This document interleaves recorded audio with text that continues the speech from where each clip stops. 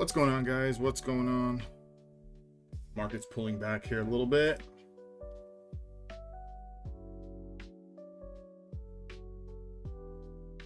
Market's pulling back here. So active 20 play. I don't know if anyone took that. Again, if you guys are in my room or watched any of my videos, 20 SMA play here, 8:45 Pacific Standard Time. The range of that candle was 16 points. So ultimately looking for a 16-point stop loss on that initial setup. Pretty good little trade there, because not only did it lose the 20 SMA, lost that linear regression. And then the next demand zone was the 50 EMA, 50 SMA. So plenty of space there for a scalp, 24,760 down to 740, at least 20 points of measured potential. So when you have 20 points of measured potential and you're looking for a 5 to 10 point scalp, that's more than enough room to kind of catch some of that. Now, I wouldn't be starting a short position here just due to the fact that we're kind of bouncing off of this support. You can see that we bounced off this support prior at about the top of the hour heading into that 8 a.m. time. We do have a little bit of a double top here at 24,816. For me, it's still a buy the dip market. Now, if you are going to scalp shorts, because again, just because the market is grinding up and to the right doesn't mean that you can't catch these pullbacks. You just have to keep in mind that if you are going against the overall trend, keep it short, keep it sweet, get in, get out. But ultimately, you're looking for the best buy opportunity. For me, if it can get down to 715-ish, maybe in this range, it sweeps this support and then kind of reclaims it. This might be a good area for a quick little bounce. Now, any closure below 24,715, a following candle that confirms that, now that opens up a new channel down into 690. That would signify a short for me. So again, you know, for me, I'm always looking at both sides of the market. I always want to have a clear play for, you know, if we go down, what are we going to do? If we go up, what are we going to do, right? So if you don't have that kind of plan, that double-sided trade, it makes things a little bit difficult, because then you tend to start marrying the bias, and that's never a good thing when you marry the bias.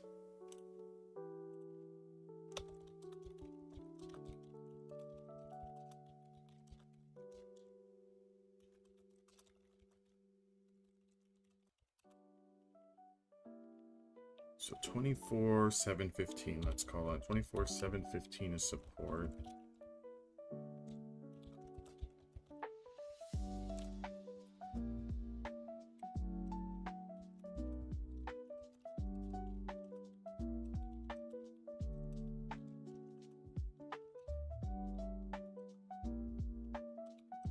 And that would open up to 690.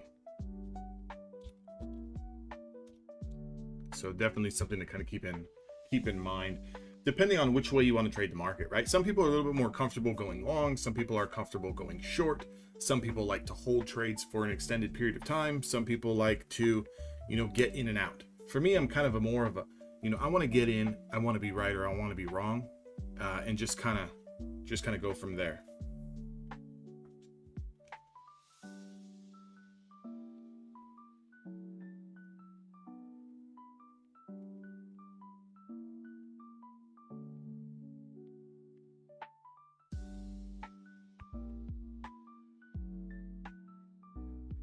This is a little bit bullish though, because we are holding this 50 SMA. So two sweeps here, the 50 SMA we're holding. We do have a Bollinger Band that's kind of opening up to the downside here, but as long as we hold these two wicks, as long as we hold 720, you could see a little bit of a bounce. Now, it doesn't mean that the bounce is going to happen to, you know, take out the high of day, but the bounce could definitely kind of run into 750, 760. Right? Or like 763 is the exact level that I have here. That's subject to change just due to the fact that this 5 SMA will continue to pull down the longer it stays below it. So as of right now, 24,763 is your supply. So if you are taking some type of bounce here off of this 50 SMA, you could, you know, hold it with intentions that it gets up into the higher 50s and touches 60s. Again, if it starts to curl over, right? Nothing to be upset about. It's not like you're misreading the chart. It's just a little bit of a tough spot here, right? So, you know, just based on the way that I look at the charts, is there something significant here that I love? Not really, right? Something that I would love, like every time it sets up, was the 20 SMA trade here. Just because there was, you know, over 20 points of room to the next demand. Like right here, trying to catch this remount bounce is what it is. Let's just say that it is what it is, right? Like you can't be upset if it doesn't work out. You gotta have to give yourself some wiggle room, I guess is what I'm saying. So if we're trading at 740s right now, I mean, I would say a stop loss would have to be all the way down below 720s, you know, which is just over a 20-point stop loss. And to try to play these bounces, some people, you know, 20-point stop loss is a little steep for some people, right? Depending on the position size that you're trading, especially if you're looking for like 5 points. So what you're kind of banking on is that you're right a lot quicker than this thing is wrong for 20 points. So that's why for me, I don't love it. I don't really love it. I would rather wait until this next move happens, right?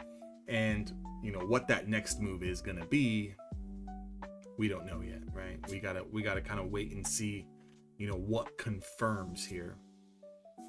But I can go ahead and look at some higher time frames here to at least see, you know, on a macro view, what is this chart really doing, right?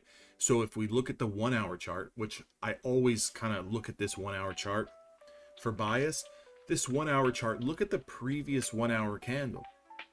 Although it's pulled back into support, it's definitely not the strongest candle here, right?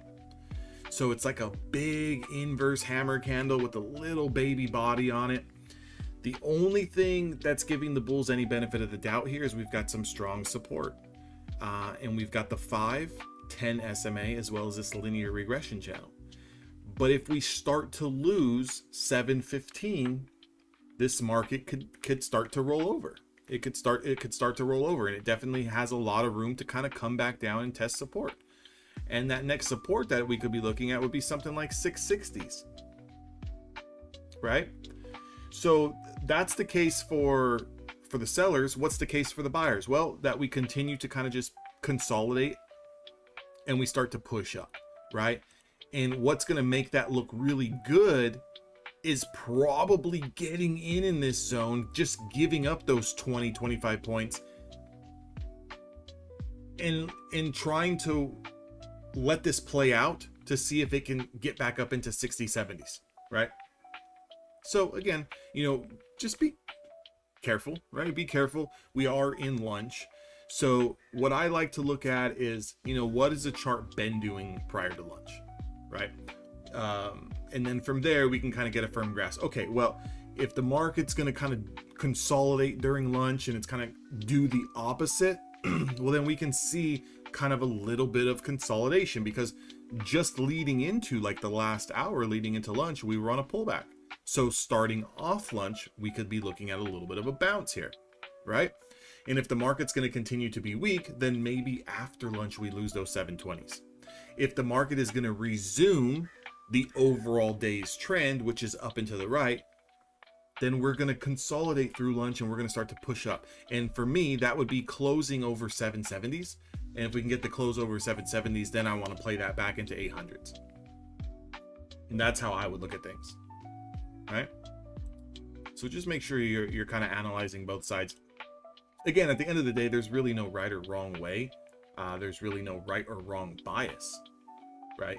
Some adjustments need to be made. You know, if you're going short in an uptrend, you're not looking for, you know, you're not going to look for a 1,000-point move going against a trend, right? But can you take 5-10 points off of a you know, a back test? Sure, right? Sure. If you're kind of looking to catch the bigger wave, then, you know, open up the stop loss a little bit, use some firmer supports, and then just kind of sit in the thing, right? Just sit in the thing. A little bit difficult if you are trading firms like Apex, which Apex is 80% off, guys, using my discount code.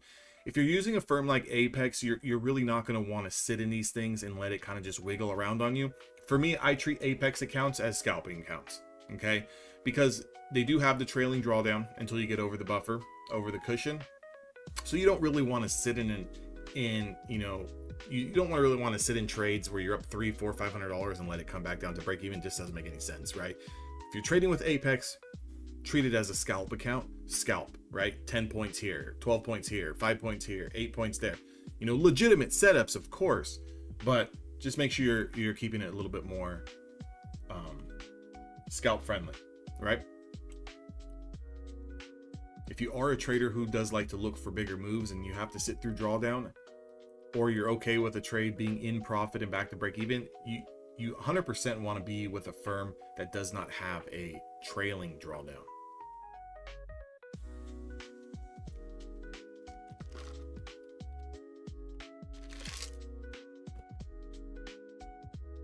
Which a lot of people think that, oh, that's the safer route, but I'll be very honest.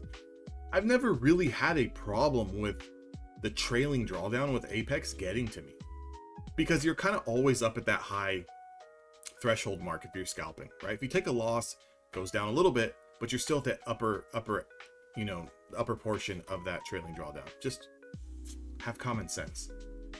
A lot of people want the best of all worlds, and, you know, quite frankly, that's not the way that the world works. You know? We are getting the push here into that 5 SMA, which is good, holding this 50 SMA. That is our first area of resistance here, closer into those 60s. So like I said, just be careful if you are long here. It does not have to continue. The next resistance is about 65, right? 765. So if you are long, I'd be scraping profits. I'd be scraping profits, especially if you snag this thing anywhere closer to the high 30s, 40s, right? Yeah, it's not a big move, but I'm here to tell you, every trade that you put on does not have to be a huge move. Make a little bit of cash, bank it away, get into another account, find the next setup, take it on another account, right? Because at the end of the day, if you're trading with a prop firm, your goal is not to sit here and try to impress everybody with, hey everyone, look at me, I just made $5,000 today. Who the hell cares? No one gives a shit, right? No one really gives a shit.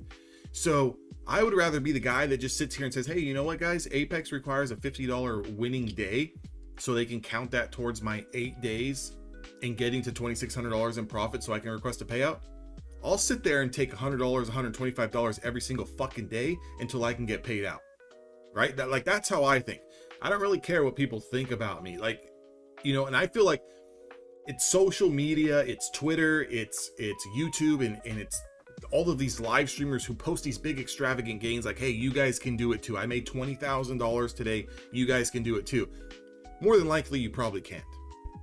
And it's not because your trading skills lack. It's just because you're probably not willing to put up the amount of cash to buy enough evaluations and burn enough activation fees and burn funded accounts to see that process through, right? You know, if someone tells me, hey, you know what, I want to spend $10,000, $15,000 a month, which I don't recommend. But if someone says, I want to spend $10,000, $15,000 a month, I want to trade a little bit more aggressive, I don't really care if I blow accounts, but I'm just looking for a big payday, you know, in a month, then hey, we can try to hammer that home. But if you're just a normal average trader who's investing a few $100s into these things and you're trying to, you know, learn the business of trading and trying to grow a little bit more, you know, definitely need a little bit more of a realistic approach, right? I say if you can pull down $100 to $250 days, you're doing 90%, 95% better than every single other trader that's out there, right? So don't let all the big fancy numbers on fucking YouTube, you know, get to you, right? $100 days, $200 days, $250 days. Keep logging those days down, keep firing, and then, you know, you're going to get to where you want to be. It might take you an extra couple of weeks to get to where you want to be to request that payout. But hey, I'd rather get paid every fucking 30 days than to try to get paid every 10 days, every week, and then just constantly just be in this hamster wheel of blowing accounts after accounts. And again, I'm not going to sit here and say that I don't blow accounts. I blow accounts all the fucking time. But that has nothing to do with how I'm approaching the 17 funded accounts that I do have, right? You know, a lot of the times blown accounts generally come from me trying to pass evaluations very quickly, where I'm trading 3, 4, 5 mini contracts. And you guys know, you guys can't really be in a trade, too many losing trades at that size without blowing out if it move goes against you. And again, you know, depending on what strategy you trade, I don't think anyone's willing to sit here and debate that they have a 100% win rate strategy, right? So even if you have a 90% win rate strategy, get this, right? Put this into context. You got a 90% win rate strategy, which again, not even a lot of people have got that. But if you did, let's just paint the story. If you have a 90% win rate strategy and you go, let's say 7 days of winning days, right? Where you make $250 a day, and you run into that 10% where you know the probabilities are going to put you into that losing trade, losing day, and your losing trade was, let's say, $2,000. You just gave back everything from your last couple of weeks, right? So it doesn't really make a lot of sense.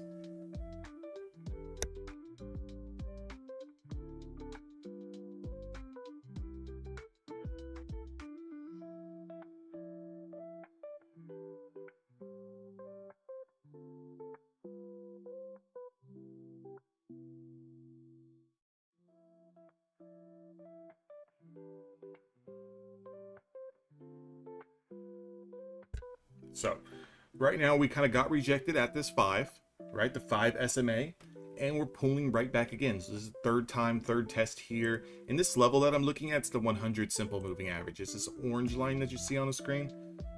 pulling right back into this 100 simple moving average. Anything below that takes us down to 715. Again, I wouldn't be doing anything here until we see what the reaction is around 715, right? So stay patient, right?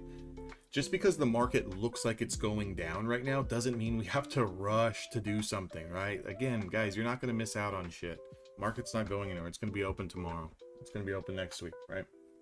Rather someone sit back and really find that setup that they can get behind 100% than to just chase because, oh shit, I've got to do something, right? And it's a shitty feeling to have. You know, we all have that feeling, right? You know, everything looks crystal clear in hindsight, where it looks like, man, well, the market's pulling back. Why aren't we short, right? Well, you know, it's when you start to feel the FOMO and then you do jump in short is when you get your ass completely smoked, right? And, you know, at the end of the day, you know, we all hear the cliche stuff, right? Like I've been trading for 13 years. In 10 of these years, 9.5 of these years have been predominantly full-time trading. Not just futures. I have a long-term portfolio account.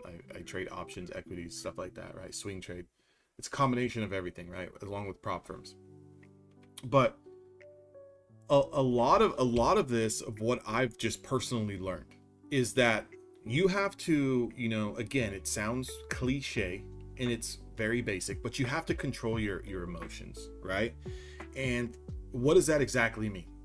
So I'm not the smartest guy, right? I'm not gonna sit here and preach that, you know, I know everything about trading, that I know how to read price action, like I'm some, you know, expert, right? But what I know is what works for me, right? And what works for me is I need to break things down as simple as possible. And I need to understand that even with a 68% win rate, 71% win rate, 72% win rate, that's about where I fall. With that type of win rate, I need to understand that out of a body of work, right? Out of a series of 100 trades, I'm probably going to lose 35 trades minimum, right? Minimum. So from there, in my peanut brain, what I need to do is I need to reverse engineer some math, okay? And the math that I need to reverse engineer is that if I do take 100 trades, which I take over 100 trades a month, so that's a pretty good sample size to work with. If I take 100 trades and I know at a bare minimum I'm going to lose 35 of those trades, how can I lose 35 of those trades and still keep my ass in business, right? Because at the end of the day, this is a business. This is not about, oh, well, you know, I've learned, you know, this volume profile, and I've learned, you know, this particular chart pattern, and, you know, I know where the market, where they want to take the market, this, that. Fuck that, right? None of that means shit, right? Not literally, but like, again, like all that stuff plays a part, but the bigger part in this whole, I don't know, industry that we're in is, how the hell can you control yourself to stay in business? Because if we don't have any money to trade, we're not going to make any money and be in business. So if I know automatically over a body of work out of 100 trades, that sample size, I'm going to lose 35 trades minimum, how much do I need to fucking lose to keep my butt in business, right? So when you start to break things down like that, okay, I don't look at risk to reward, R to R, in the traditional sense of, if I make $200, I only want to lose $100. I don't look at it that way, okay? A lot of times my risk to reward per trade is negative. I might look for a $100 trade, but I might be willing to give up $250. And people are thinking, well, that sounds stupid, right? And there's no way if you lose one trade, you're going to give back 3 wins. How is that going to be profitable? Listen, dipshit. What I do is I look at it risk to reward, R to R, on a day-to-day basis. So when you pull up your stats, which most of you guys should be able to pull up your stats on your trades, depending on which platform you're using. Many of them now have these calendars, and they track your win rate percentage and all this crap, right? And if they don't, you can go get a third-party service that does it, right? What I look at it is that, okay, if my average winning day, and I'm going to throw out some random numbers that are pretty close to mine. If my average winning day is $237 and my average losing day is $278, that's a 1-to-1, right? Give or take some slippage in like, you know, paying the juice in the middle, 40, 50 bucks. But that's an average of a 1-to-1. So for every day where I lose on average $278, well, normally on my winning days when I'm seeing the market clearly and my strategies and edges are playing out, I'm making about 235, 240 bucks. So I'm never really too far behind. I'm not really like winning $200 today and then go in and losing 2,000. That's stupid. Now I just set myself back 10 days. That makes no sense. That's going to be very hard to keep this business, these wheels turning, right? But if you keep your win and loss days about the same and you just show up every day and you kind of do the same shit, you're going to start to see some pretty good results. You're going to start to see some more consistent results, and you're going to start to see that all the stress and the FOMO and all this other crap that we get each and every single day when we trade in the markets, it really just kind of goes away. Like, don't get me wrong, I still get upset when I lose a trade, especially when you sit here on your ass and you kind of wait for these things to happen and the market doesn't do what you wanted to do. Of course you're going to get upset. You're a human being, right? If you think you're not going to be upset or you're not going to feel anything when you win or lose, you know, I don't know what to tell you, right? Like, go somewhere else. But you're not going to let it affect you as much. And that's what I've learned over the years, is it doesn't really affect me like where I'm sitting up at night. I'll tell you, maybe about 9 years ago still, when I was barely making that transition from, you know, learning this business to doing it full time, was that 9-10 years ago, I would take a loss on the day and it would have me up like all night. Like, not literally, but like I would go to bed still thinking about the trade that I lost and what I did wrong and how I need to make that money back because I only have X amount of dollars in the account. And if I have another losing day, you know, now I'm going to be down this much. And maybe if I find another setup where I can trade more size, I can get it back quicker. And that just put me through the ringer. Versus now, like if I take a losing day, and let's say I lose, you know, 275 bucks, 300 bucks, cool. What? There's no skin off my back. It's not like, especially with the prop firms, this is all just like, it's all just funny money until it becomes real and goes in your pocket for doing the right stuff. So one thing with the prop firms that I've learned is that I don't have to be tied down to just, oh, well, if I take one trade and I happen to lose the $300 today, I don't have to like sit there in the corner and pout and cry about it. I can just have another account ready to go where I can take that second trade of the day. And here's the kicker. Here's the beautiful part. I can have a third account, so I can take another trade, and I can have a fourth account and a fifth account and six. I could have probably 20, 30, 40, 50, 60, 70 accounts with all of these different prop firms, which means that technically I could probably sit back and fire off 50 trades on each individual account if I wanted to. So that's what I don't understand, is when people go on tilt and they're stuck there in that same, guys, we're reclaiming the 20 SMA. Keep that in mind. I don't get the whole thing where people go on tilt on one specific account, or, you know, let's say they're copy trading and they got 5 accounts grouped together. Why the hell are you going on tilt and oversizing and trying to get everything back on that one particular account if you can have your risk spread across so many different accounts? That's going to allow you to take more than enough trades, even if your ass does go on tilt. And I'm here to tell you that I don't care if you even have the worst strategy in the world, you're not going to lose 100% of your trades. So even if you have 10 accounts and each account is set up in a way where every single setup based on your strategy is going to be taken on a different account, there should be no way, and again, nothing is impossible, but there should be no way where you lose all 10 trades that day. That would mean that you fired at a 0% win rate, which I find very hard to believe that anyone here would do. So even on your worst day, let's say you only fired at 30 or 40% winning trades on a day, that means that still 3 or 4 of those accounts out of 10 are profitable. And the ones that lost, okay, no sweat, they're down 250. They're not down 2,000, guys. They're not down 1,000. And I know some of you guys out there let this shit get away from you, and you go down $800, $900, $1,000, right? So think about it from that kind of perspective. That's really the game that you're playing.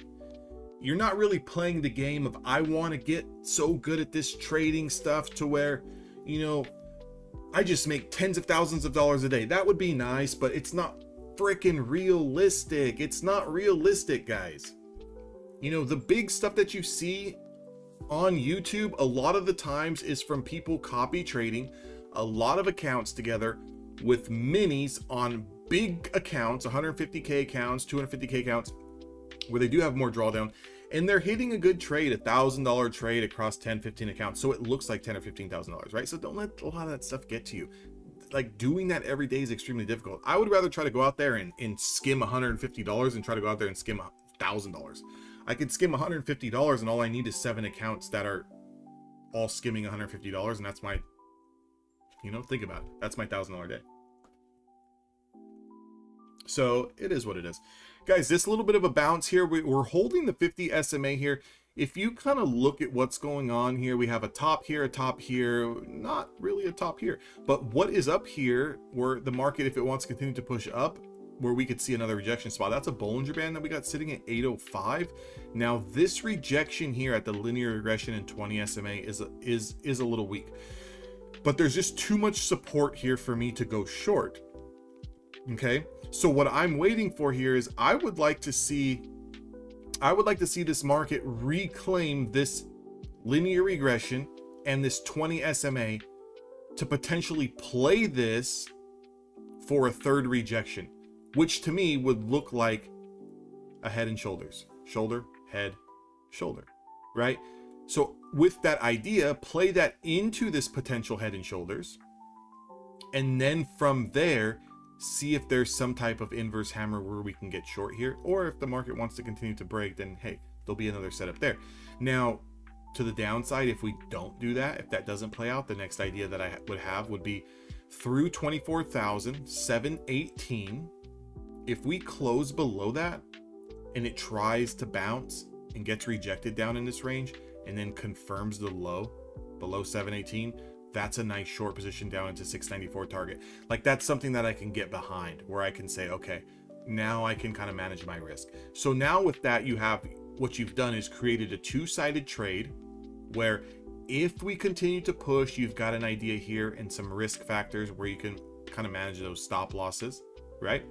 And to the downside, you got the same thing. You built out the plan. So, you know, that's the thing. That's the thing.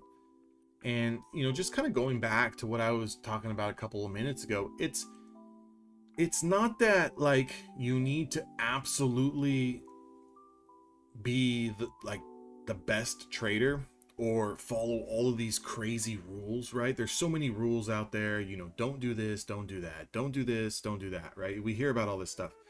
You just really have to understand yourself as the trader. You know, who are you? What triggers you? What's the dollar amount? Because many of us, you know, we're trading these prop firms that essentially is a demo account, and you're getting excited about losing $200. Like you're like all emotional about it. Guys, then it's not even real money at the end of the day. You're more emotional about the idea of, oh, you're still stuck in the same spot and you're still failing. You don't have to. What you need to do is you need to find out what your emotional pain threshold is. And you need to stick to that. And what that means is when you lose $100, does it make you excited? Does it make you get emotional? No? How about when you lose 200? How does that make you feel? You got to play with those numbers. You got to take the trades. You got to get down and dirty. You got to get into the trenches, and you need to figure yourself out. You know, when you make $100, do you still sit there and watch the screen and say, man, I need another trade. I need another one. I need another one. If you do, then maybe try to shoot for 200. Because if you're the type of person who makes $100, but you're just wishing that you held longer and you're wishing that you made more money, guess what's going to happen to you probably? You'll do really, really well where you make $100 today, you make $100 tomorrow, you make $100 the next day, and you're going to get to the fourth day and you're going to say, you know what? I've been doing so well. I want to make a little bit more. And that's the day, boom, everything explodes. When you were doing just fine making $100, but the whole time you were making $100, you were never really satisfied with that. So if you're unfulfilled and if you're unsatisfied, you're always going to do stupid shit. You're always going to do stupid stuff. It's the same way that if you are trading size that's too big and you're losing too much per trade. If you're losing $400, $500 per trade, and it's crawling under your skin, you're going to continue to do stupid stuff, because what you're going to do is you're going to overtrade. You're going to put on too much size. You know, you're going to sit at the trade desk too long, right? You're going to revenge trade. You're going to do all these things you hear about. So at the end of the day, it is about figuring out how to lose, but that's not a one size fits all for everyone. And that is what a lot of people have a hard time understanding. That what is comfortable for you to win and lose might not be comfortable for me. You might be okay throwing on one or two minis and losing $1,000 a trade. For me, I don't really care.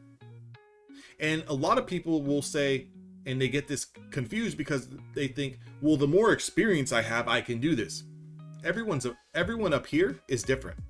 Everyone inside here is different. So it's not a one size fits all. Go ahead. If you want to go make $1,000 a trade, lose $1,000 a trade, be my guest. But if you're doing that on a 25K account, 50K account, I'm going to tell you right now, you're pretty fucking stupid. That's my opinion, and I'm entitled to it, right?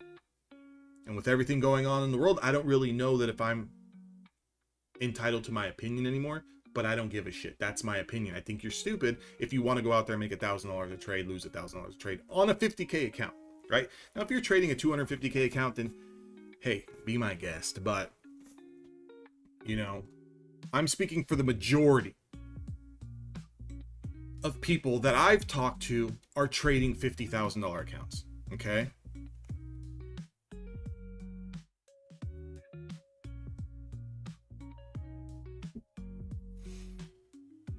So, with that being said, take that for what it's worth. So we did close over the 20 SMA here. How much do I like it? Whew.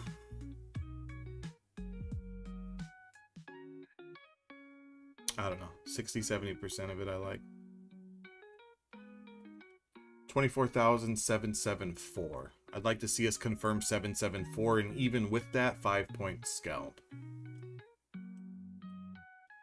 774. If we can bust through 774, I would give it. See, the thing here is that the market is choppy right now, and it is lunch. Technically, I would have to give up 20 points, and I don't know if I would want to do that. I could definitely tighten that up by giving a stop below the 20, or I can increase my target to 10 points. We'll see here. Over 774. Over 774.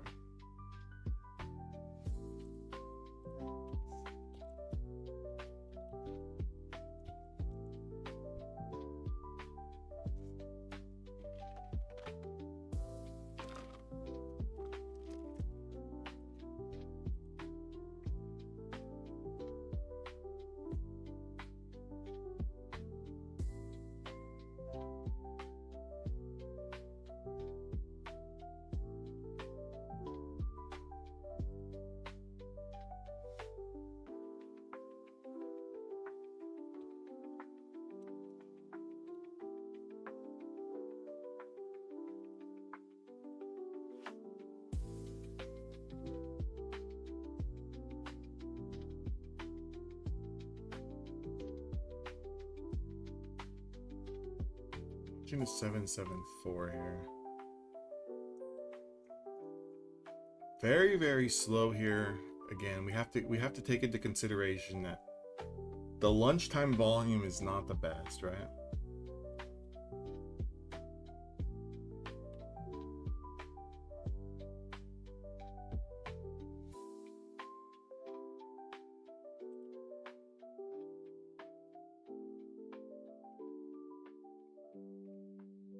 There's a 774 break.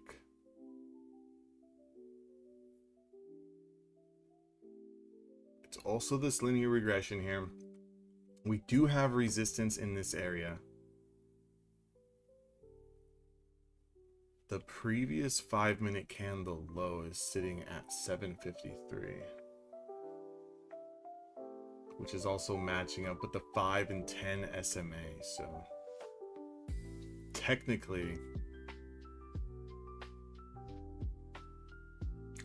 you can pull back into that range, sweep it, and then go. But later on in the day that we go, we have less and less momentum on these type of plays, so they do require you to kind of sit back a little bit longer.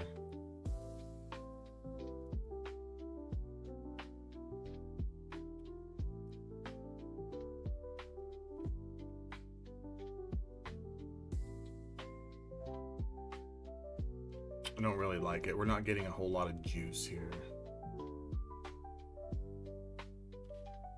This linear regression is going to hold us up.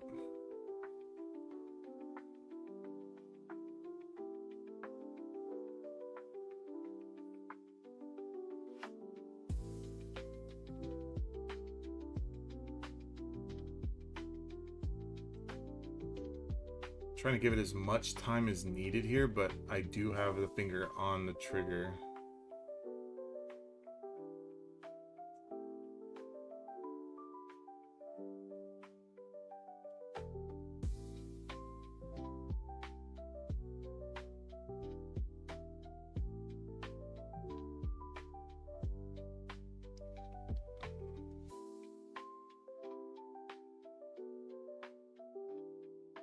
I would need this rising 5 to kind of come up a little bit faster. This is going to wick down here and retest this area here about 64s. If they can't get it going over 40, over 74s now, finger on the trigger here, and I'm out, guys. 5 points. So 5.5 points there. Played a mini contract. Okay, mini contract. We already had a balance on the day. That's the only reason why I traded a mini contract. One thing about me is I will start off the day small, 5 micros, and if I manage to hit a couple of trades and build up $100 balance, $200 balance, I'll ease into trading a mini and looking for like 4 to 5 point take profits. You know, that's $80 to $100. And if I can, you know, squeeze 1 or 2, it turns like a $150 day into a $250, $300 day pretty quickly. But that's the trade. You know, whether this wants to continue to go up all the way, and some people are going to be like, well, you know, why not hold? It never came down to support. I don't really care. That's not my game. Like, that's not my game. That's other people's game, and that's great. I fucking applaud people for that. But like, I know my lane, and I stick in my lane, right? So, because if I start going outside of my lane, that's when my numbers are going to get all screwed up. You know, I know that I can hit it 68 to 72% win rate over a series of 100 trades by doing this, not by, well, what if it goes all the way? Like, I don't know the numbers there, right? Now things are starting to get dynamic, right? Like, I need my numbers to stay the same. That's the only way that the system's going to work. My system, right? My system.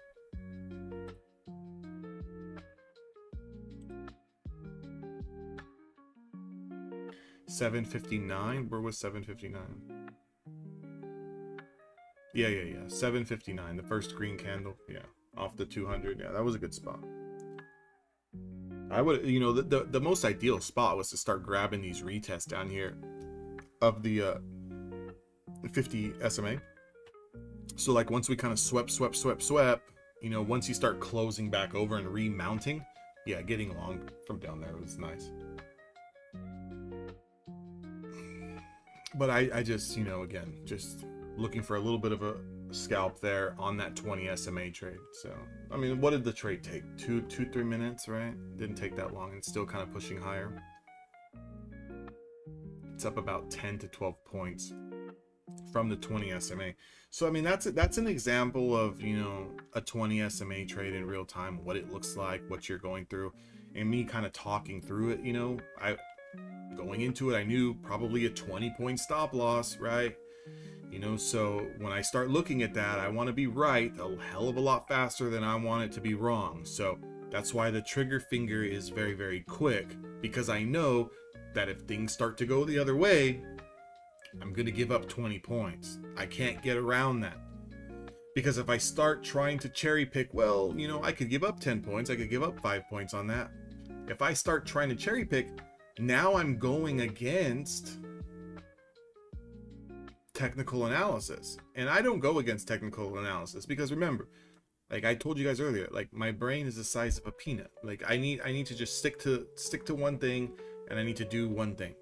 That's it. Because I know that I'm not smarter than the market. I'm not smarter than any of you guys. I'm not smarter than what the hell's going on these charts. I'm not smarter than that. I'm not a fortune teller. I wish that this Starbucks coffee was a crystal ball and I could shake it up and know where exactly this market's going to stop and start, but I don't, right? So got to just do shit the way that I know works for me.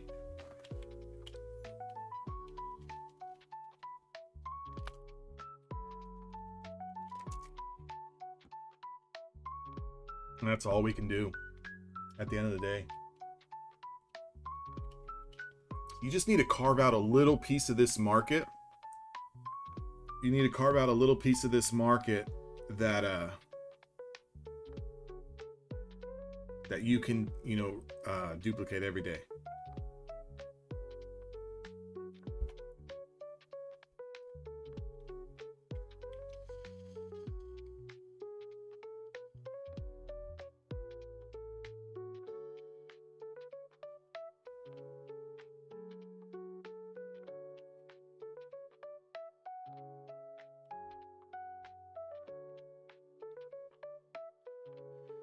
So again, guys, remember that earlier, I'm always talking out trades and how things can go, but remember earlier, if we do reclaim shoulder, head, shoulder, Bollinger Band, right? Remember we were kind of talking about if this market does push up, would there be a long over this linear regression into that, right?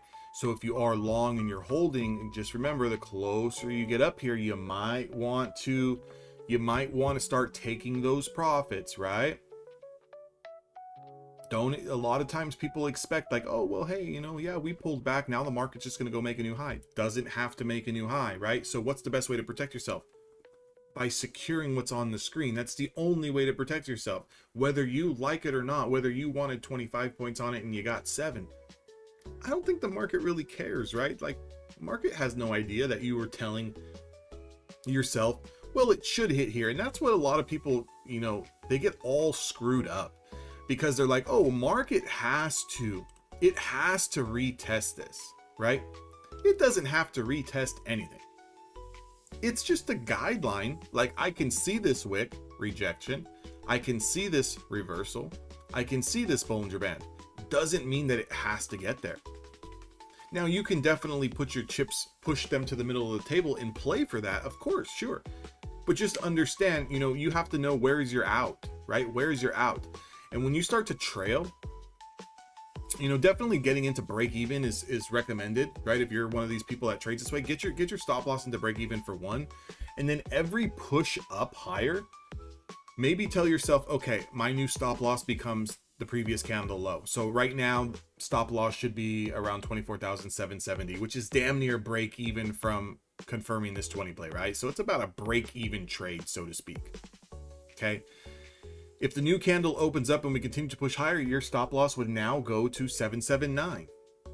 So automatically the trade can't lose from there. It can't lose. Play it like that. If you're into like holding for these targets. But that idea is playing out. It is playing out that we put in, a high here, and a high somewhere in here. We have to see where this stops at. Now, if it takes out the high of day, great. It's going to have to do the same thing. It's going to have to take out the high. It's going to have to pull back, and it's going to have to take out the new high before we can get long. It's going to have to break and retest, hold, and then go. If it starts to get rejected in this area, then what are we looking for? We're looking for something like this inverse hammer. We're looking for something like that. We're looking for something like that, right? We're looking for something like this.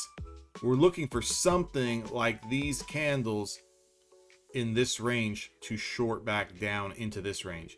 Now that's, you're trading the range. I'm not the best at range trading. I'm not. I'm more of like a breakout guy. Like this for me, although it's not again, everyone's definitions are different, and let me clear it up for everyone. My definition of a breakout doesn't mean that we broke high of day and we're just breaking out. This is a breakout trade. We pulled back into the 50 SMA. we chopped and consolidated into this linear regression. There's nothing over this linear regression. Notice how there's nothing here, right? There's nothing here. For me, this is a breakout, right? This is a breakout of the linear regression in 20 SMA. That's a breakout trade. So I'm more of a breakout trade. I'm not more of like a, okay, short at the top, buy at the bottom, short at the top, buy at the bottom, short at the top. I don't really like that. I can do it, but I don't really like it. But that's the idea here, right? That's the idea.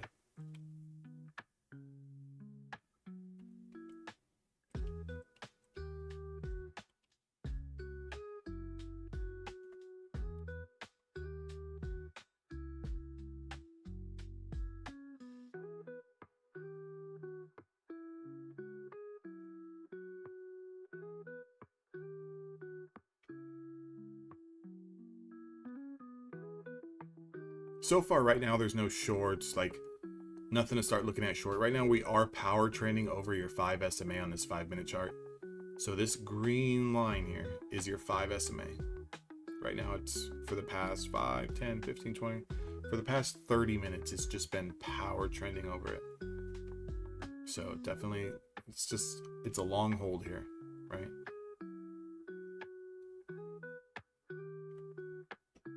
Let's go back to the 1-hour chart. Now the 1-hour chart looks halfway decent. I will say this though, anything below, and doesn't have to be today, but anything below 24,720, that's a short, right? So just keep that in mind. 720 is a short. 30-minute chart's kind of boxed in here. Resistance at 800. 4-hour chart breaking out. Breaking out on a 4-hour chart over 760, 767. Daily chart, absolute runaway train, right? Daily chart's in the middle of the upper range here. 25,000 is your next macro supply.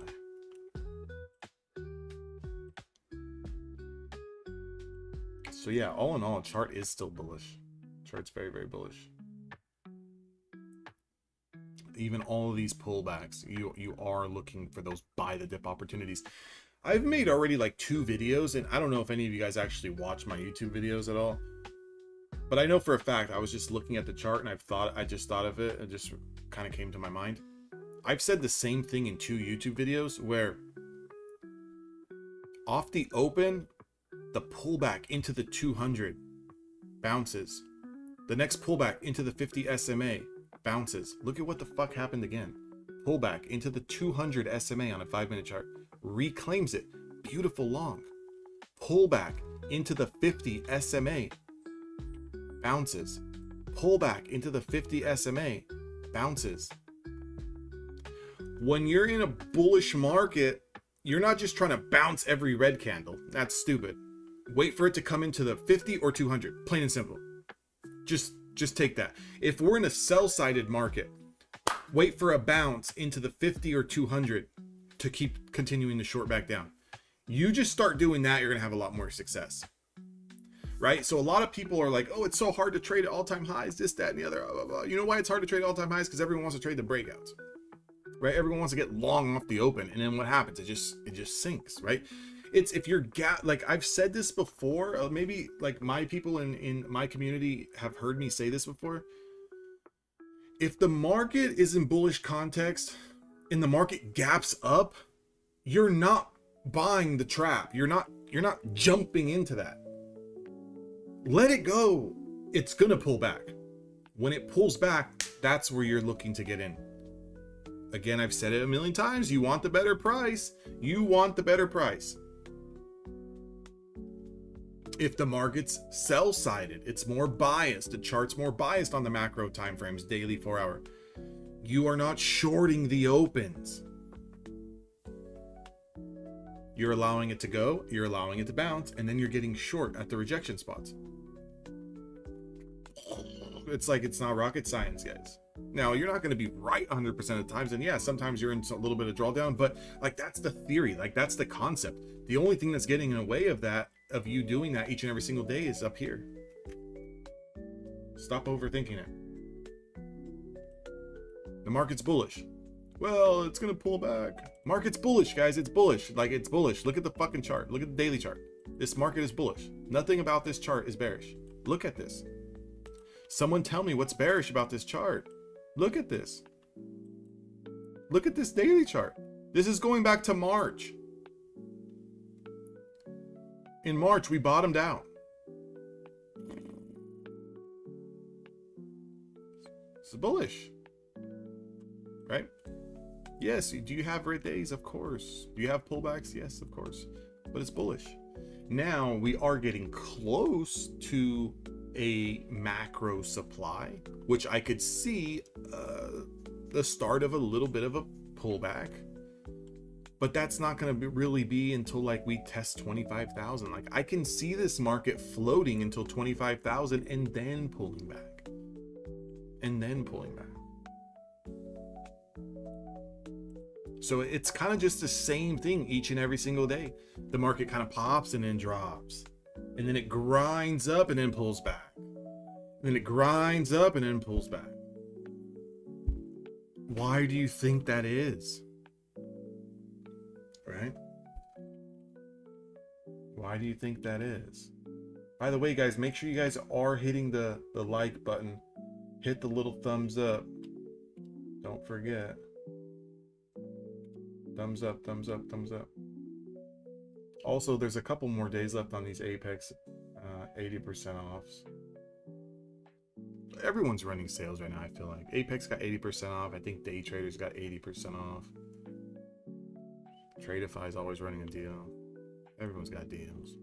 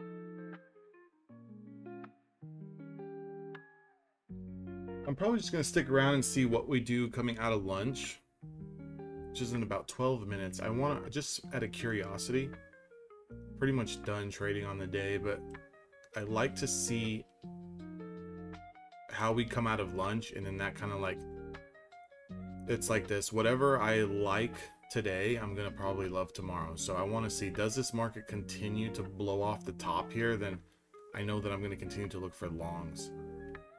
If the market kind of just starts to sell off, then maybe I'll look for the pop and fade tomorrow off the open. I just want to see how this kind of finishes up. And I do want to kind of see how this plays out, right? Does it come back up into this zone and get rejected and then start to roll? Because that was my idea all along. So I want to see how does it finally play out. And this 20 SMA trade turned out to be a fantastic one, right?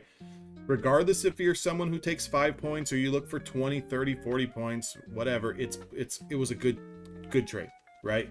Like getting long over 24,774, we're trading at 90. It's up 15 points. That's a pretty good trade considering that the ATR on this 5-minute time frame is only 21. So you're damn near getting a full ATR on this move. That's really, really good.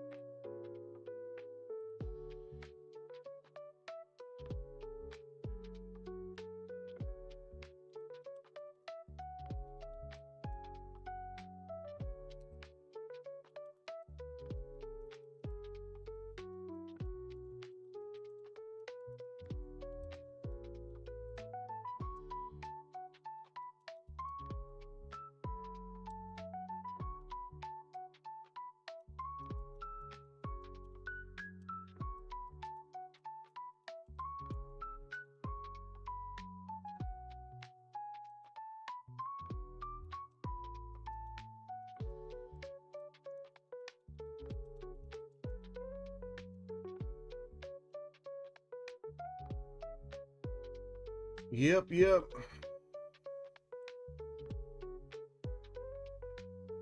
What else do we got going on, guys?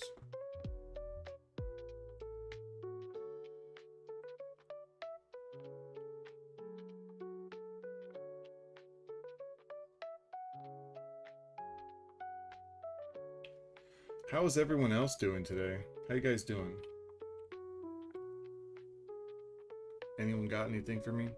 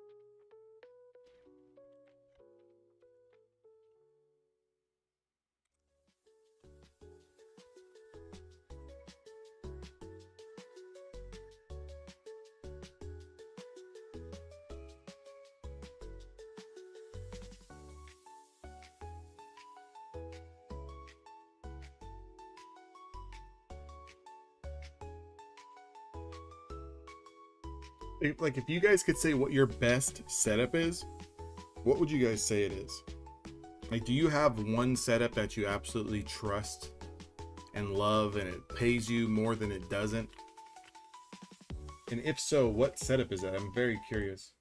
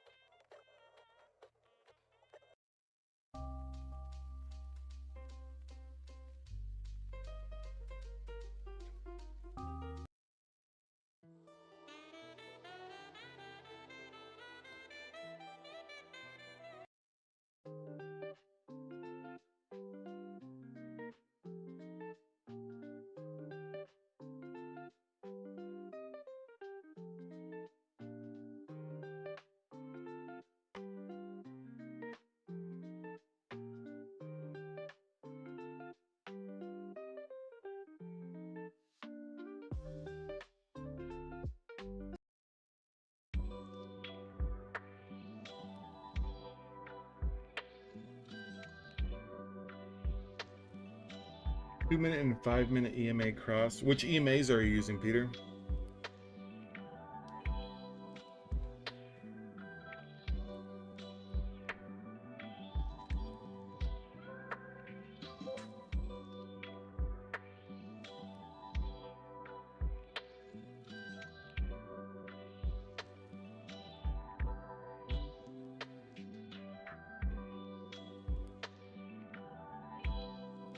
Nine and 20, nice.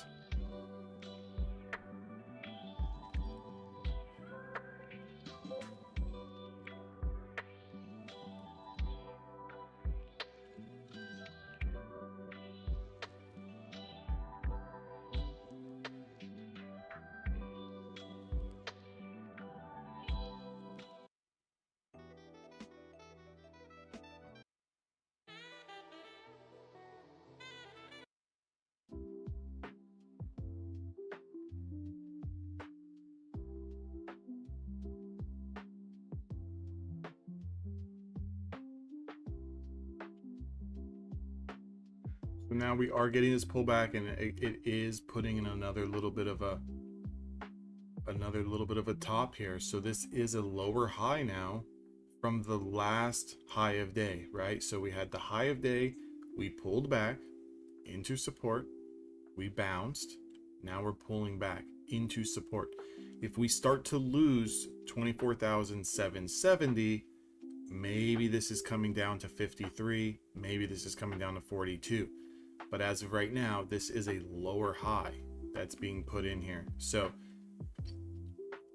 if you successfully backtest 770s and that holds and it takes out 93, then we expect a run into 800s. If it doesn't and it pulls back into 70s, attempts to bounce but never clears out 790s and loses the 24,770 mark, you've got a nice short position there.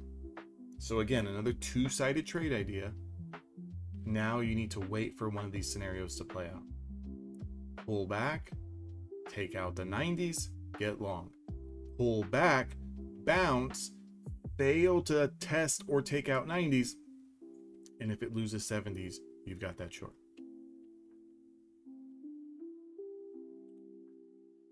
What's going on, Haley? How you doing today?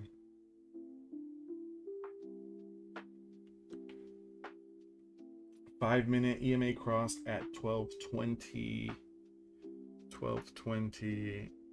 What time? Your Eastern time? I'm assuming Eastern time, Peter. So that's 9:20 for me. 9:20 for me. Yeah, 9:20 is my 20 SMA as well. That's my 20 SMA play. That's actually, I don't know when you got here, Peter, but that was a long that I took as well. I got long over 24,774. That's where I got long.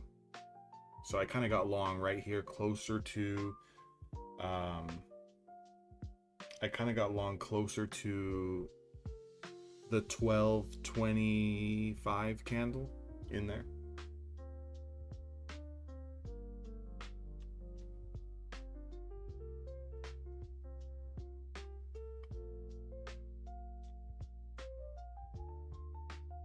And that's the beautiful thing about trading, right? You using a 9 and 20 EMA crossover and me using the 20 SMA break and confirm setup. It's two similar entries, two similar ways to trade, but different. And that's the beautiful thing about trading, right? We're all looking at the same charts. It's just up to us to kind of navigate through these charts to pick the best spots with the best potential risk management for us and the best momentum according to what we can identify on the screens. And same thing. Yeah, I was in the same trade, about the same thing. 74.5, I was in at 74. We basically traded the same trade. Beautiful.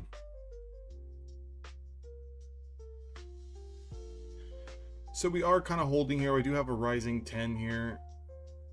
Over 93s, 94s. You can see a little bit of a bump up into 800, 805. This Bollinger Band here is starting to contract down, so it is going to add some pressure here. Keep in mind it's still a lower high until the high of day is taken out. So the true bounces, guys, were down here, right? They were down here in the 30s and 40s. The secondary was here in those 70s, right? So the farther away you get from that support that we held, the less probability, I guess is the right word, that it continues, right?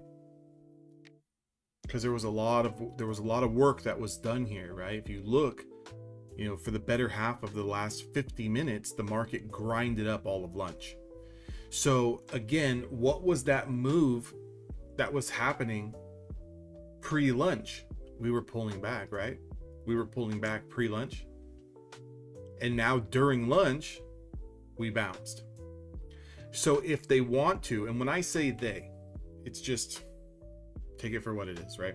The algorithms, the hedge funds, whatever you want to call it. If they want to continue to push this market down, which they were doing pre-lunch, then this is probably going to be a rejection spot in this range and maybe a good spot to look for a short. Now, if they are saying, okay, we're content, we held support, we backed to support, we're going to continue to go up and to the right, then we want to see that breakthrough high of day, right? And you want to be looking for those positions off of supports as best as possible. Okay? But again, this is the same trade from the bounce on the 50 SMA to the same 20 SMA. It's the same trade. So for someone to say, hey, should I go long here? The question is, well, the better opportunity was probably down here in the 40s and 50s. The better opportunity was probably in the 70s. Are you comfortable with a pullback into 770? Are you comfortable with a pullback into 755? There's your answer.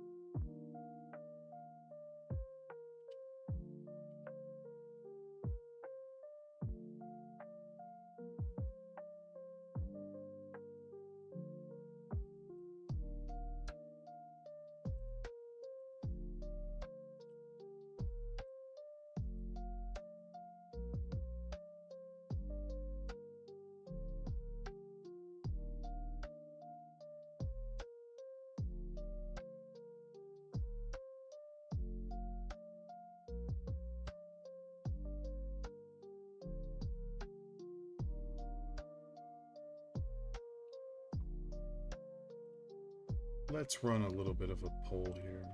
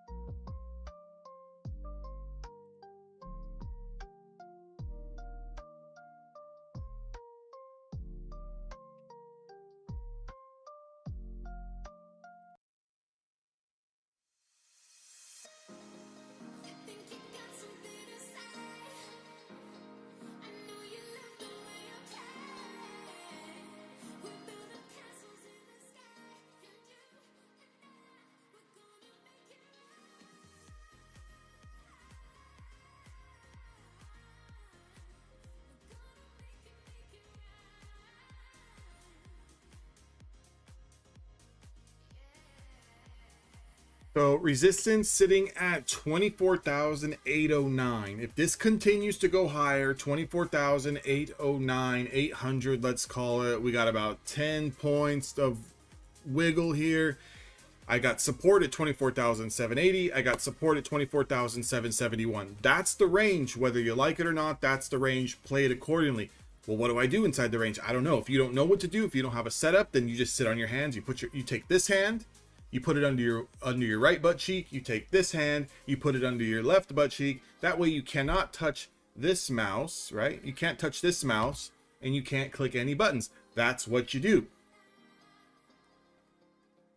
You don't like it, right? Like so many people, like they don't like it. Like, no, I gotta be in on this move. Guys, there was so many ways to get in and on this long prior. And I was in on this long for 5 points. This whole move, I only took 5 points. What am I gonna do? I mean, am I gonna continue to just chase it and get back in it? Like that's what people need to get comfortable with. It's like when I look at this move right here, I did my job. I did my job. I identified a spot in this whole move and I took $100 off the trade. What else? You know, what do you want me to do? I have a feeling that people just like, they want to be so right all the time. Like they want to be perfect. I'm here to tell you, you're far from perfect. Your shit stank just like everyone else. Let's just say that.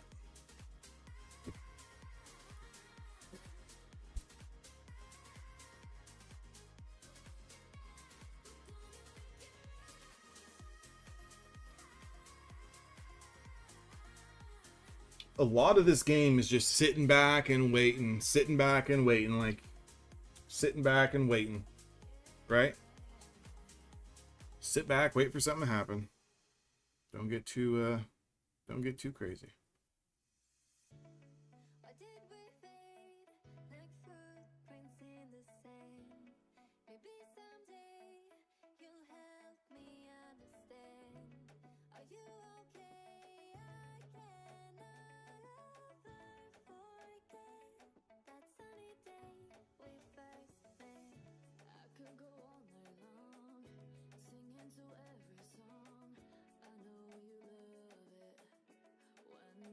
Later on, Peter, I think I'm pretty done. I'm just hanging out with everybody.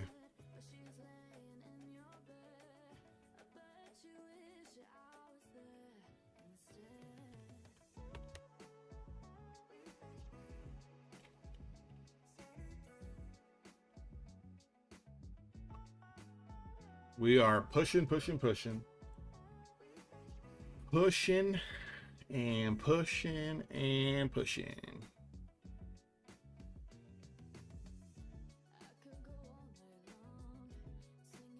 This lo-fi playlist is kind of funky, huh? I like this one.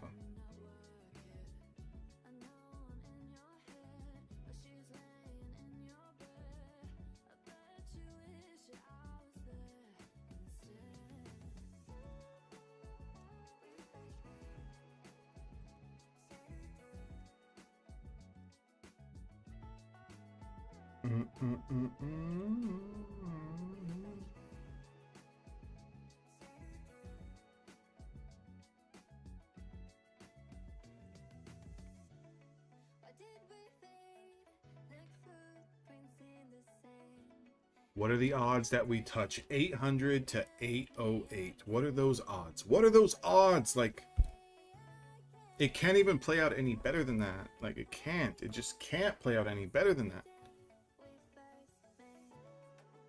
Technical analysis for the win. Again. And I get happy when I see my idea play out, even if I'm no longer even in the trade. Where like, I feel like a lot of people, they're like so like FOMO-y. Like they get like, oh, I missed out. I got to get back in. And they're like upset that they didn't catch the whole move. And like, I'm excited that like the idea that I had actually worked and continued to work after I got the hell out of it. I don't know if any of you else guys get excited like that. Like, because it just goes to prove that like, if you just follow your technical analysis and you commit to it and you trust it and you take a large scale and a large like sample size, you are going to come out on top. The edges are going to play out in your favor. And that's what so many people don't understand, is like all of this is just built on these micro tiny edges, like these small fraction percentages of edges. Like we're working with like, you know, like some people think like, oh, well, my trading strategy is, you know, I hit it 70% of the time. Right. But it's like, that's not like, you're not like making 70% profits 100% of the time. Like you're working with such a small edge in there. There's so much variance, right? There's so much variance over a sample size of 100 trades. Like over 100 trades, you're going to lose 35 to 40 trades, 30 to 40 trades, somewhere in between there. So there's a small margin, there's a small fraction of a percentage, 8%, 9%, that's actually going to be like profit. The rest of it's kind of just always washing itself out. It always just washes. And it's like that 8 to 10% in between that you actually make money on.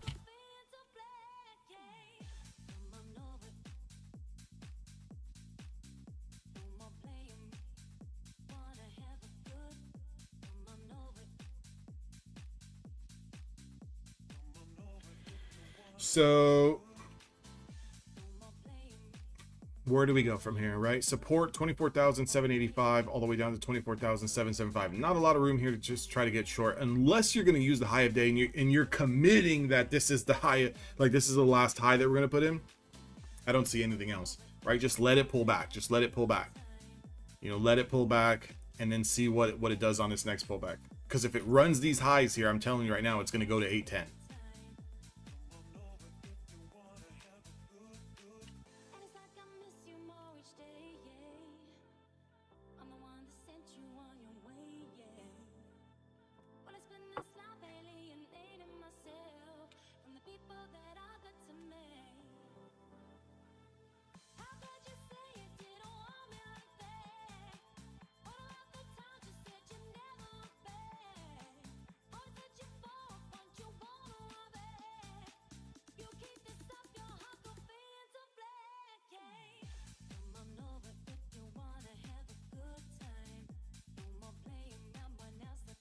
ATR is 17.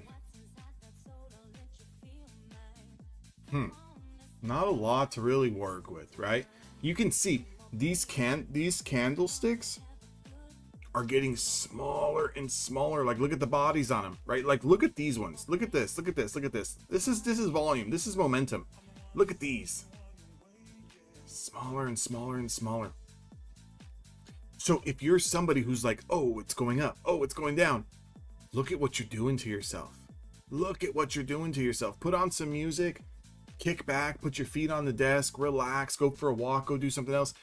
You're not missing out on much, right? Just wait for something to happen. Make sure you guys are hitting that like button, guys. That's the only way that YouTube knows to send this live stream out to more traders each and every single day. Yeah, in my, so where is it at? Let me see. 1 second.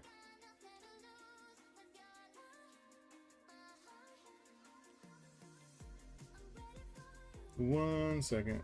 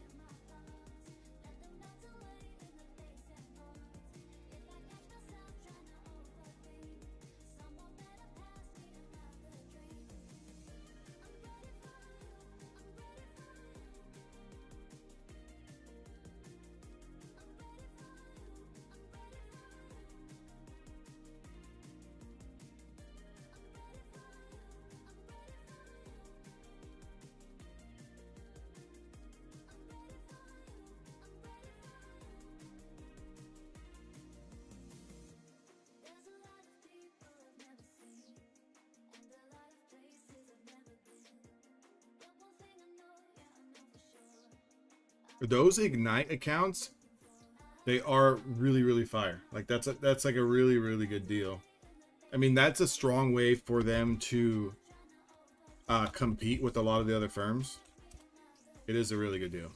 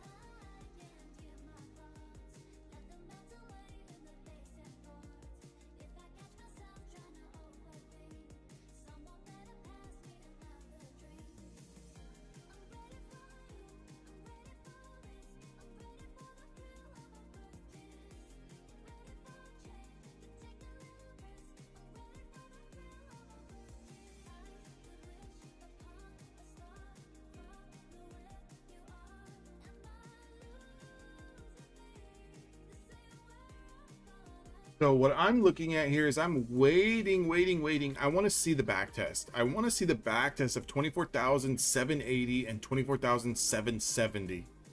Now, if you believe that the market's going to be strong and hold, that's where you want to try to get long.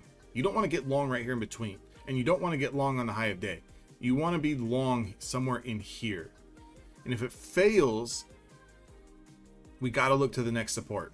But right now the market's still bullish, so just be very careful. Trying to short.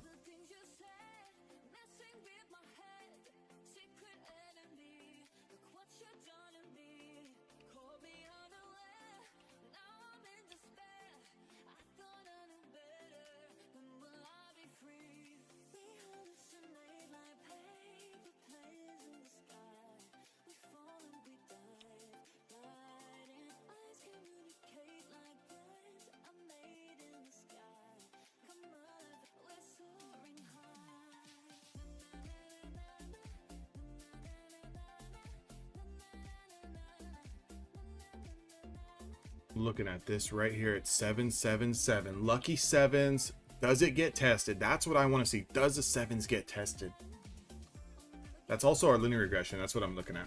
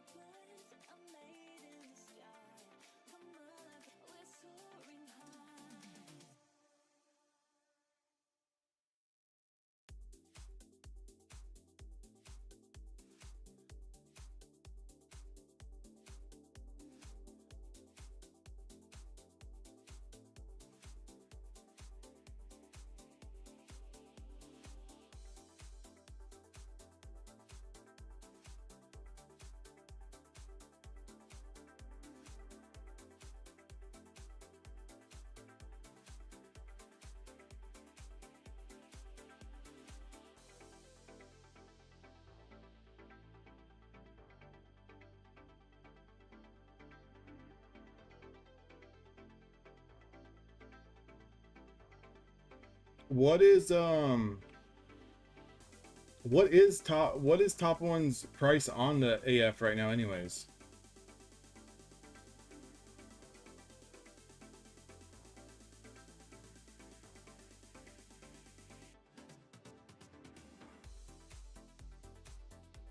We did pull back to the 777s. Ha. Ha. Ha. Ha.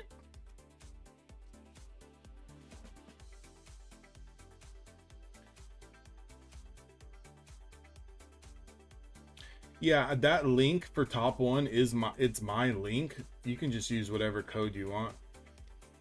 Whatever code that they're giving out for the discount. I know Ignite was one of them.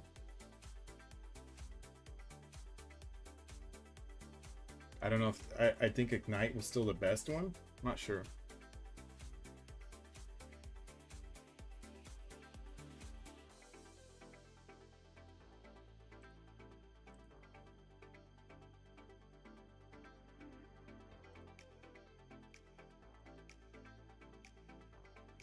So now we're looking to see if the market wants to retest this 20 SMA, right? 771.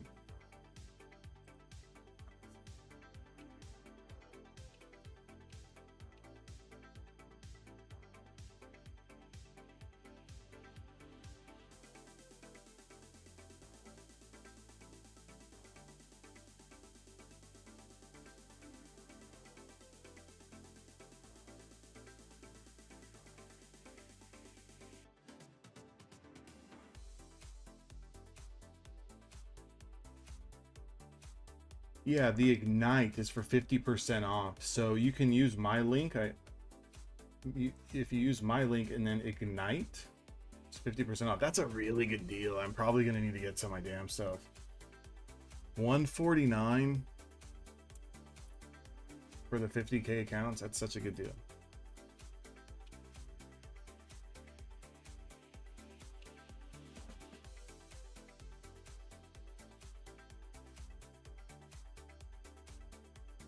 That's such a good deal. Anyways, so we are holding this linear regression. I do have a little bit of a support down here at 771. That's all we're kind of looking at, right? These two spots. This is a good zone for the market to bounce. If it loses 770s, it will pull back. You're looking at 50s. You would want to see, if you're bullish here on this market, you would want to see this area hold between 770 and 77. We want to see that hold.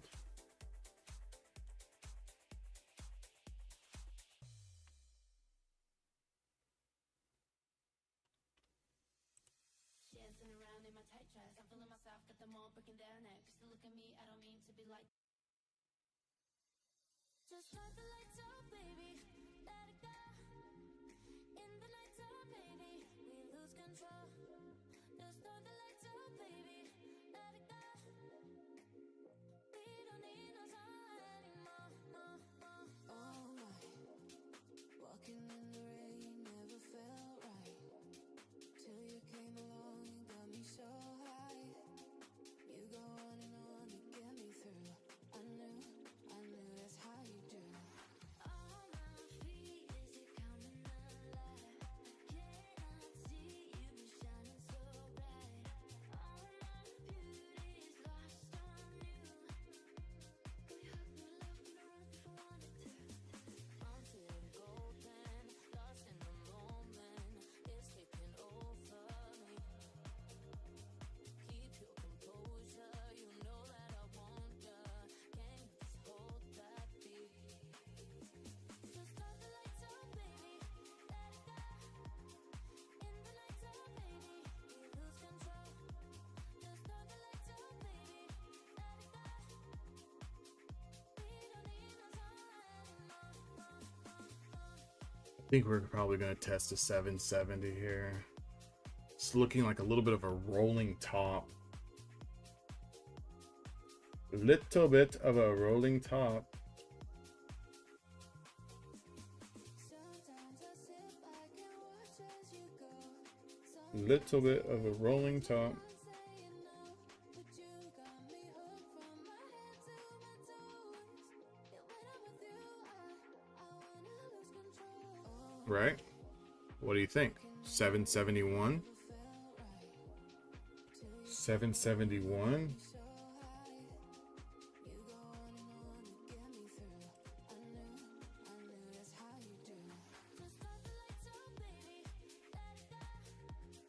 In the night time, baby, we lose control. Just let the lights out, baby. Let it go.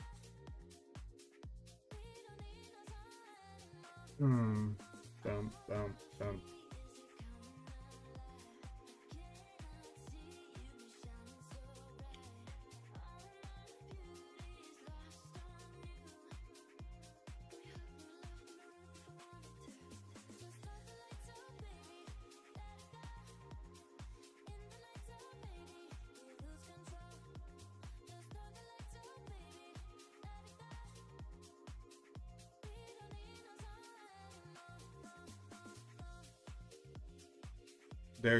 There's a breakdown. So now you're looking at the 760s. If this sweeps and then closes back over, that's going to be a good bounce. If it closes under this 20 SMA, we're going to have a really good short. So we need to see. We got about 4 minutes here, 3.5 minutes. One could try to scalp this down into 58s. One could try to scalp it down into 58s, but again, if it gets sucked back up and remounts this 20 SMA over 70s, you're kind of screwed. But again, your support, you can see it on the screen, is sitting right here at 59s.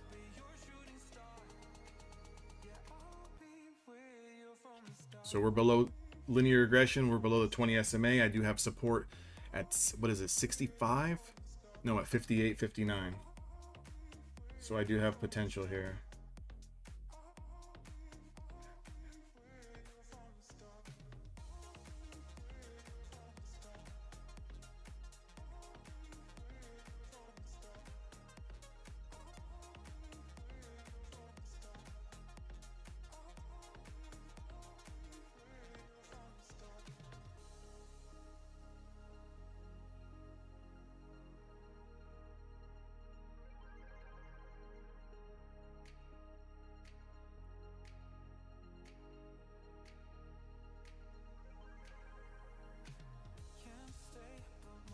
Right in the middle of the range here between the 20 SMA and 50 EMA. Getting a little bit weaker here. Again, market's still in bullish context. It could get sucked back up.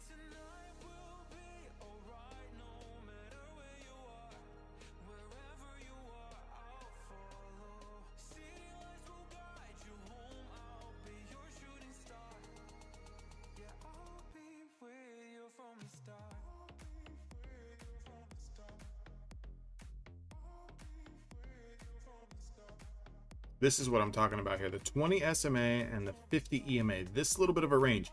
This pullback here is an overshoot of this support.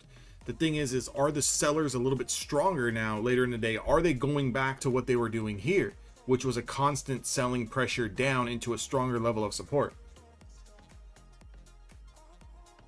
Or is this just a little bit of a back test? We don't know. But again, I know that the potential from 770 to 58 on a tight scalp here is okay.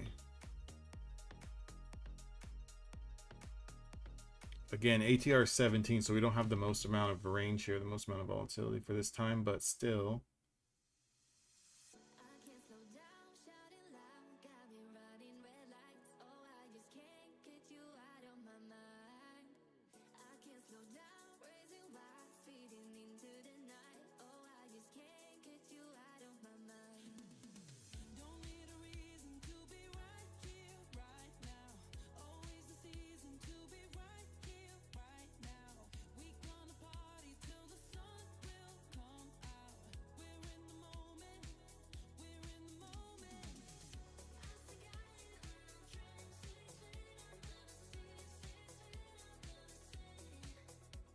It's working. It's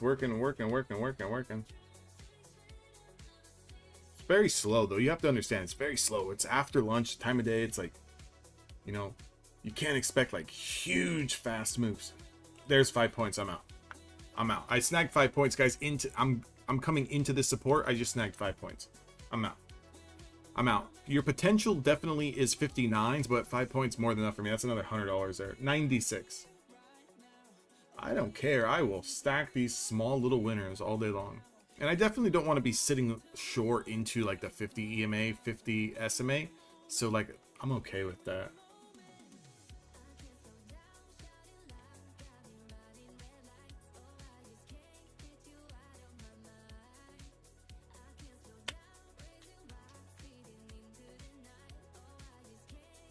Okay. So again, just kind of go back in the chart. What did we do every time around this 50 EMA SMA? What do we do? Right? Are we going to do it again? I don't know. Like the market could just be rolling over now, but If you do get a closure below 55s, I mean, you got a steady drop into 30s. But I mean, again, this played out, right? What did we say? Below 78 to 70, below 70 into 50, 58, 59. It's just technical analysis. It's like just trusting the process. If it works, get out. If it doesn't work, know where your stop's at. Again, on this breakdown through the 20 SMA, like, my idea was, as soon as we started to break through this 20 SMA, I knew that it had this potential. So if it got over the 5 SMA, I would have to get out of the trade. But it is what it is. And I'm just, I'm just messing around now at this point. This is way outside my trade window. I think I'm just going to wrap it up, to be honest.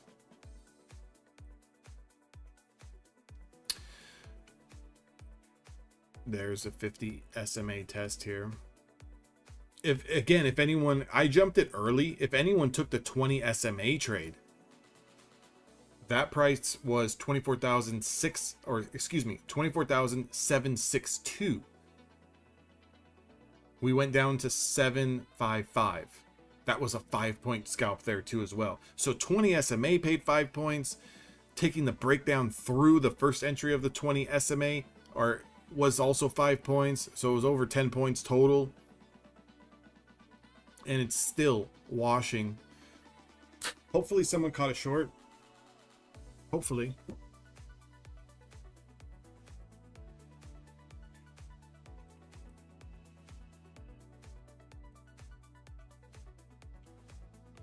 But that's it for me, guys. Make sure you guys are smashing that like button before you get out of here. I'm going to end this stream.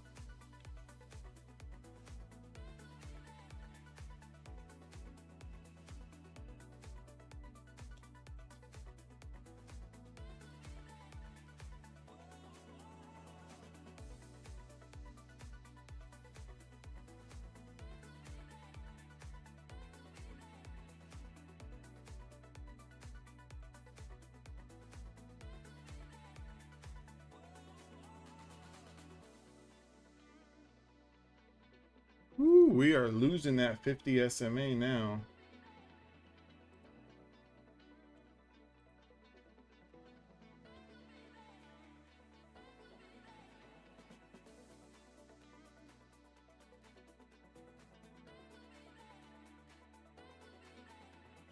That's a good back test of that 50 SMA.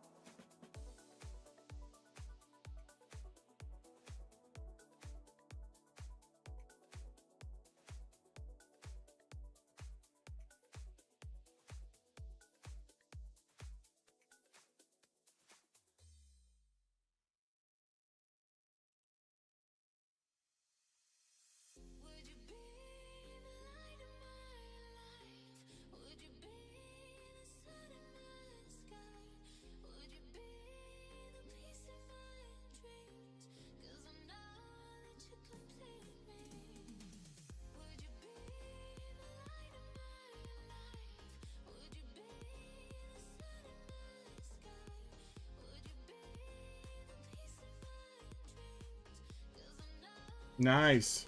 Nice. You got the short from 68s to 62. Beautiful. And again, yeah, it went down more, but hell, like we never know how far this is going to go down, right? So if we can just identify these little micro pockets in the market where this is how I see things, guys. I want this damn move to go down 20, 30, 40 points. I want it to. I only want to take 5 to 10 points on it. Because I know that if I can identify these spots where there's potentially 20 or 30 points of room, and I'm only looking for such a small fraction, that's a better probability for me that my take profit will work. Where this is how my brain works. The people who want 40, 50, 60 point moves, they get so discouraged when it goes down 30 points and then goes back up and stops them at break even. Like, I want this thing, go down 100 points. That just tells me that my entry was correct. My entry was right. I did what I needed to do. So I got no problem with it. Again, I think since I started this stream, I'd taken 3 trades for like 5 points each on one mini. 100, 200, 300. Like, I don't care.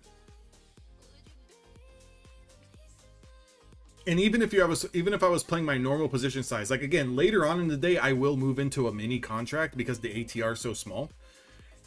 Earlier in the day, I definitely don't trade a mini. I trade like 4 micros, 5 micros.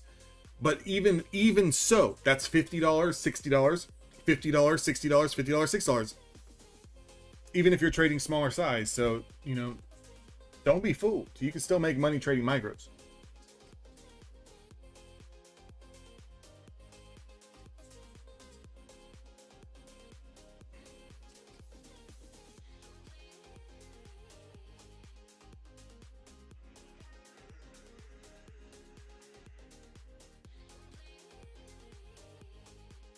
You know what I mean, guys? So now we did come down to this pretty strong support here. I could see a little bit of a bounce. We have double tested this as a double test here. This support is the 100 simple moving average.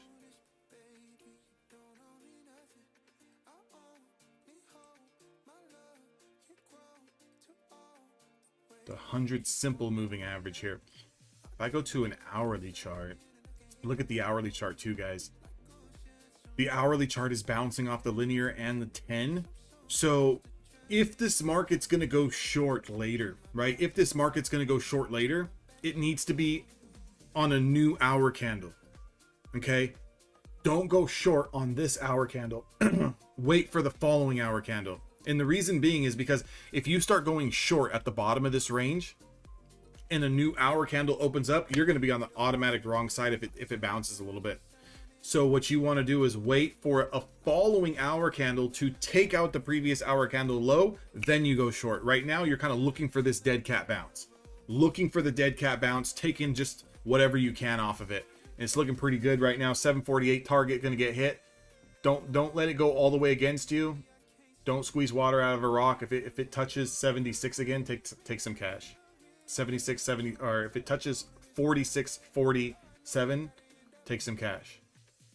You're long from 33, so you're already up 10 points, right? 11 points. 44s. 45s.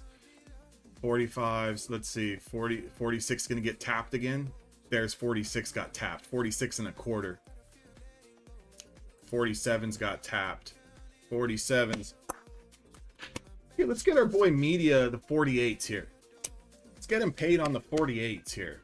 Again, here's what I also think of too, though, Media. How much am I really going to make trading 2 micros if I get another point or two? Not that much, right? Always keep that in the back of your head too as well. If it damn near hits that target, just take it. You know, just take it.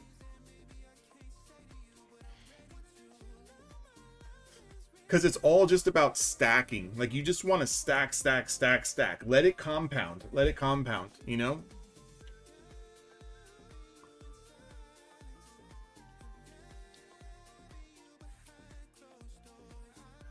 Yeah, you're basically just going to keep an eye here on 730s. 730s. Anything below 730s, we don't really want to be short.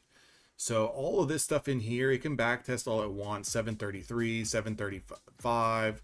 you know, 730. If it starts to take out 730s, you know, it's got a potential to go down to 720, right? Below 720, then you're looking at like 708, right?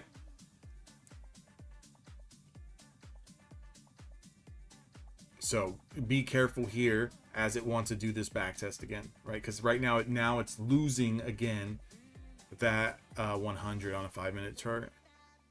So just keep an eye on it. You're good.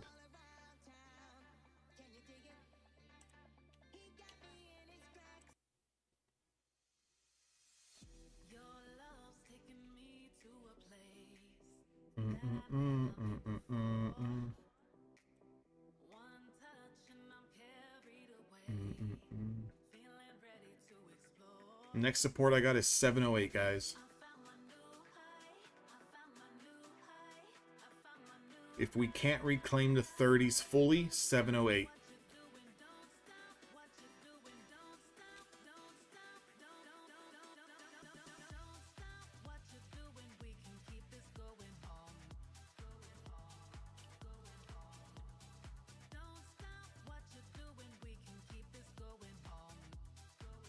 Yeah, you were green and you were like a point or two off from the target. That's why I always say, in real time, analyze it. Okay, I have a target of this number. How much more am I really going to make on another point or two, right? Like how much more? That's not to say that you don't come up here and get your target, but just for future references, like 1 or 2 points is not going to make or break you. If it damn near went to your target, just snag it. Just snag it. But still looks okay, right? Still looks okay. Because especially for me, like there's instances where I trade 2 or 3 micros and I'm like, okay, cool. Like I'm 3 points off of that. What's 3 points going to do, right? That's $6 a micro. So 6, 12, 18 bucks. If I'm already up $20, $30, $40 trading a couple of micros, what's another $10 or $15 going to do, right? Again, I want to keep that win rate percentage high.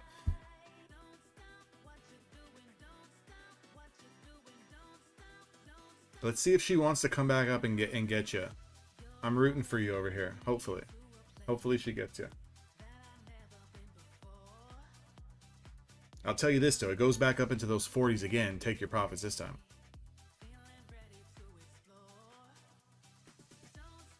And then check the chart at the end of the day and it's probably going to trade at 800s. And then that's when you really start to kick yourself in the ass.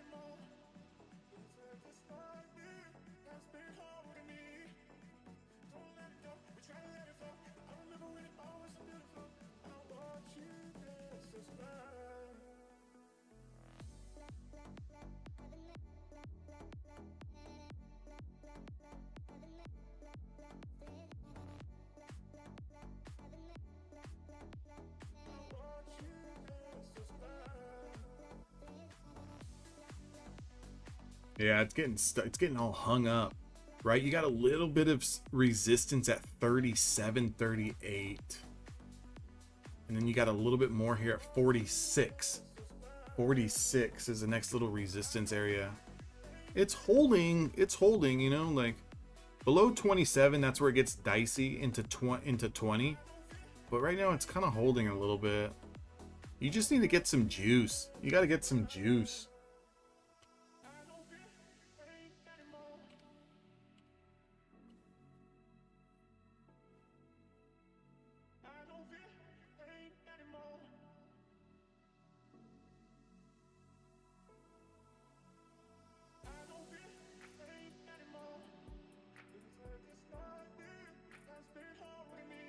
Here's the 40 again. I mean, there's 41. Let's see if this son of a bitch wants to crack now. I'm rooting for you over here. Let's get this thing to start testing 45, 46. It breaks 46. If it can break 46 this time, this thing's going to stretch into the mid 50s. But again, just want to be careful. We don't want to take this from a small break-even winning trade to a losing trade. That's for damn sure. I'm in the boat of these charts. They got to work for us. Like, we don't work for the charts. Like, you do what I want you to do, or you're fired. Like, I'll find another setup that's gonna work for me, right? Like, just look at it like that. Every single setup is an employee. If it's not doing what the hell you want it to do, fire its fucking ass. You know, fire its ass. Get another one. Boom, boom, boom. 44s again, 45s.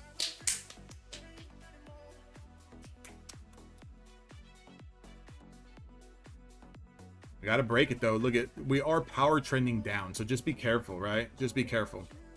There was that sweep into 45 and a quarter. See how it's power trending down below this 5 SMA? Until it gets above that 5 SMA, it's gonna have so much pressure back down. So we got to be extremely careful here. I will give you full transparency. If it was me, again, you were up more than 5 points, I would have taken it, right? Like, I would have taken it.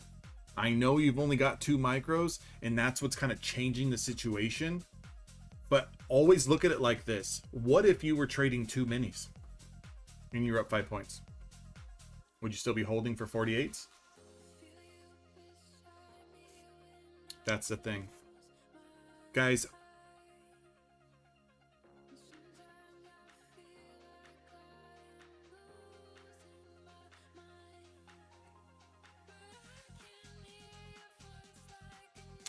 look at it from this situation. If you're trading 2 micros and you go up 20 bucks, 30 bucks, if you're going to trade like throughout the day where you're going to take multiple trades, 25 here, 30 here, 20 here, 30 here, 3 or 4 trades, you're up at 100 bucks, $120, right?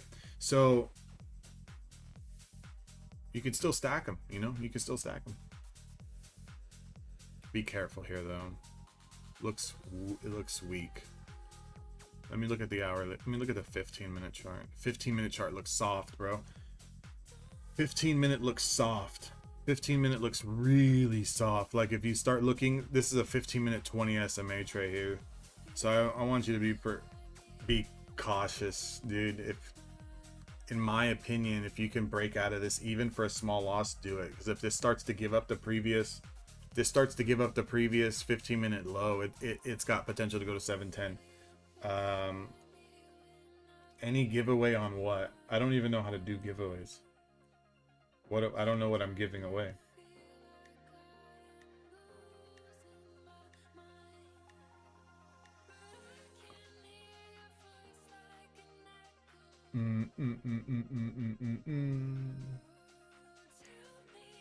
Yeah, so media, come in tomorrow whenever you trade, even if you're going to still trade today, come in tomorrow with that mindset, like, okay, I'm going to take these $20 wins, $30 wins, and I'm just going to stack these all day long. Right? I'm going to stack these all day long, and I'm going to see how I do. Right? So, and you might fare okay doing it that way. Because I know there's a lot of people that get into that mindset where they're like, well, I'm trading smaller size, so I need a little bit of a bigger target. I look at it the same way. I don't care if you're trading 1 micro or 1 mini. It's all the same to me. Like, just stack up, stack up, stack up.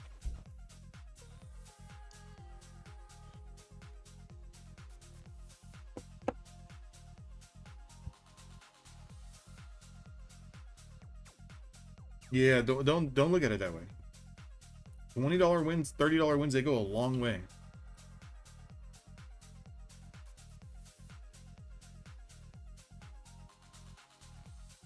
This is a 15-minute chart I'm looking at, guys. I'm looking at this previous low. It's starting to confirm here.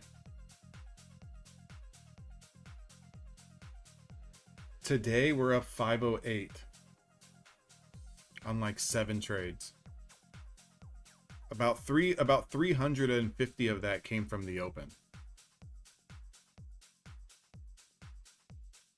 The last 3 trades that was looking at on stream were all just 5-point trades with one mini.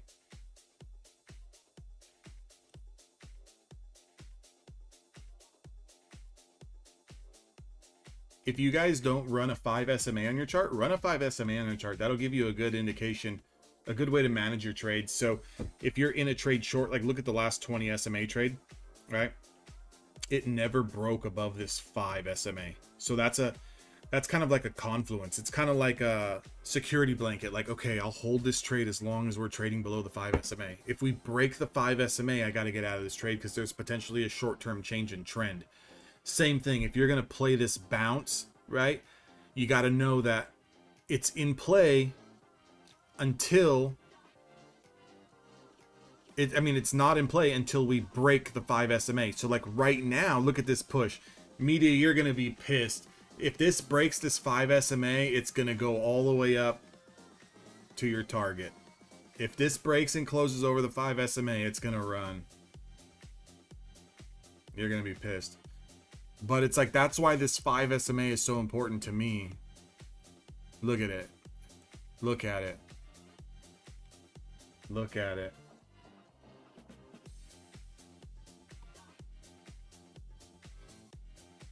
I'm going to see if I can snag something here.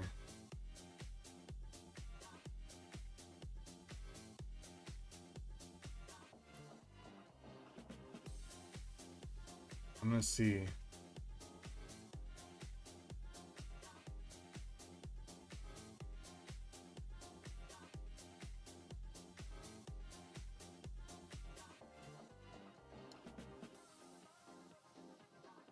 This fucking song is driving me crazy.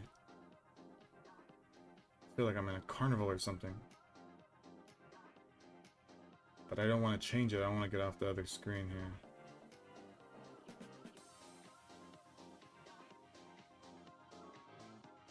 It's breaking the previous 5-minute candle high wick.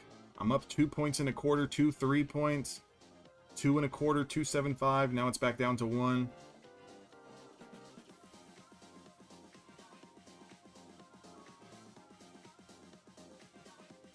It's got to work for me. It's got to work for me. If it doesn't, we just fire the trade, right? We fire it.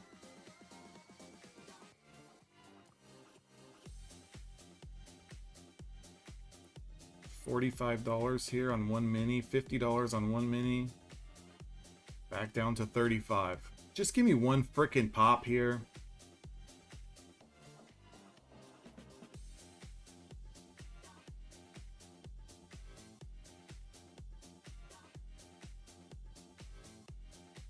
There we go. $70. I'm out. I'm out. I'm out. I'm out. I'm out. The only thing that gave me confidence to take that was we finally cracked and broke over that 5 SMA. That was all I was looking at. That green line that you see on that chart, that's a 5 SMA, 5-minute time frame. I wanted to see us crack it. As soon as we cracked it, I fired. As soon as we took out the previous 5-minute candle high, I got out. You know, I took $70 one mini contract. Now we're up to 643. 643.60. That's not bad. I'm out, guys. I don't even know what the hell I'm still doing here. This song's got me all in a blender. This song's got me in a blender. As soon as we cracked the 42s. As soon as we cracked the 42s.